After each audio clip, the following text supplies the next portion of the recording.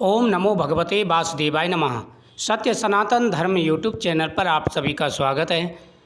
भगवान कृष्ण की कृपा आप सभी के ऊपर बनी रहे। माता लक्ष्मी आपकी हर मनोकामना पूरी करें।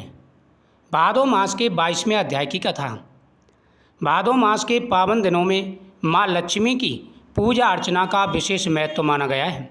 इस माह में यदि सच्चे मन से माँ लक्ष्मी का व्रत और कथा कीर्तन किया जाए तो घर में सुख समृद्धि, धन्य धान्य और शांति का वास होता है। प्राचीन समय की बात है, एक नगर में एक निर्धन ब्राह्मण रहता था। वह बहुत ही धार्मिक और कर्मनिष्ठ था, लेकिन गरीबी के कारण उसका परिवार हमेशा कष्ट झेलता रहता था। ब्राह्मण प्रतिदिन भगवान विष्णु और माता लक्ष्मी की आराधना करता था। ब्राह्मण का नियम था कि चाहे कुछ भी हो जाए, लेकिन वह भगवान विष्णु और माता लक्ष्मी की प्रतिदिन पूजा करता था। ब्राह्मण के घर में गरीबी का वास हो चुका था। गरीबी पीछा नहीं छोड़ रही थी। कभी खाने को मिलता, कभी खाने के लिए नहीं मिलता था। एक दिन भादो मास की शुक्ल पक्ष की अष्टमी को ब्राह्मण ने माता लक्ष्मी का व्रत करने का संकल्प किया। उसने दिन भर उपवास किया। रात्रि को माँ लक्ष्मी का ध्यान करके कथा सुनी। उसी रात स्वप्न में उसे एक दिव्य देवी का दर्शन हुआ। वह स्वयं माता लक्ष्मी थी। भाद्रपद मास के शुक्ल पक्ष की अष्टमी तिथि को महालक्ष्मी का व्रत किया जाता है।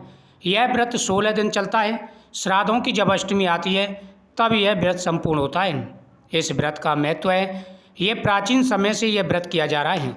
इस दिन माता लक्ष्मी की पूजा की जाती है और माता लक्ष्मी के नाम का एक धागा जो कि 16 गांठ का होता है, कहीं कहीं 8 गांठ का भी लगाते हैं, वह हाथ में बांधा जाता है।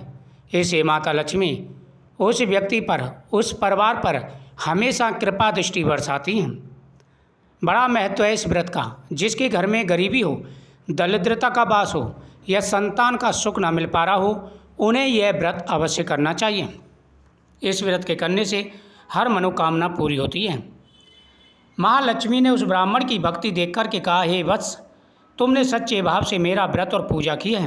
अतः आज से तुम्हारे घर में दरिद्रता नहीं रहेगी। जो कोई भादो मास में मेरी आराधना करेगा उसके घर में धन, सुख और शांति का स्थायी वास होता है। यह कहकर देवी अंतर्ध्यान हो गई। अगले ही दिन ब्राह्मण के घर अचंभित भरने वाली घटना होने लगी। घर में अन्न धन की कमी दूर हो गई और धीरे धीरे वह परिवार सुखी और समृद्ध हो गया। नगर के लोग आश्चर्यचकित रह गए और सभी ने भादो मास में अष्टमी के दिन माता लक्ष्मी का पूजन करने का संकल्प किया। जब ब्राह्मण के पास भरपूर धन आ गया तो सभी लोग आकर के पूछने लगे कि यह धन तुम्हें कैसे प्राप्त हुआ। हे ब्राह्मण, हमें भी बताइए, जिससे हम भी वह उपाय करें, पूजा करें, कथाओं का श्रवण करें, जिससे हमारी यह गरीबी दूर हो। ब्राह्मण ने कहा कि हे भक्तों, देखो, आप भाद्रपद मास के शुक्ल पक्ष की अष्टमी तिथि को माता लक्ष्मी का पूजन करना और एक धागा माता लक्ष्मी के नाम का बांधना।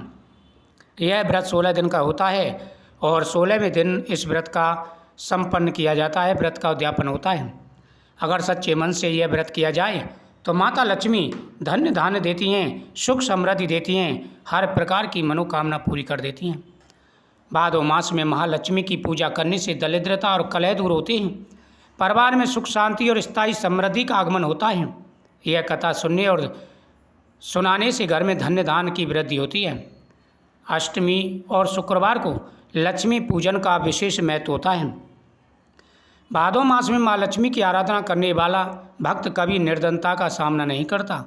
माता लक्ष्मी सदा उस परिवार में वास करती हैं और उस घर को स्वर्ग जैसा बना देती हैं। सभी को पूरे नियम के साथ में माता लक्ष्मी का व्रत व पूजन अवश्य करना चाहिए। सच्चे मन से की गई माता लक्ष्मी की यह पूजा बहुत ही फलदायी होती है। सभी प्रकार की मनोकामनाओं को पूरा करने वाली होती हैं।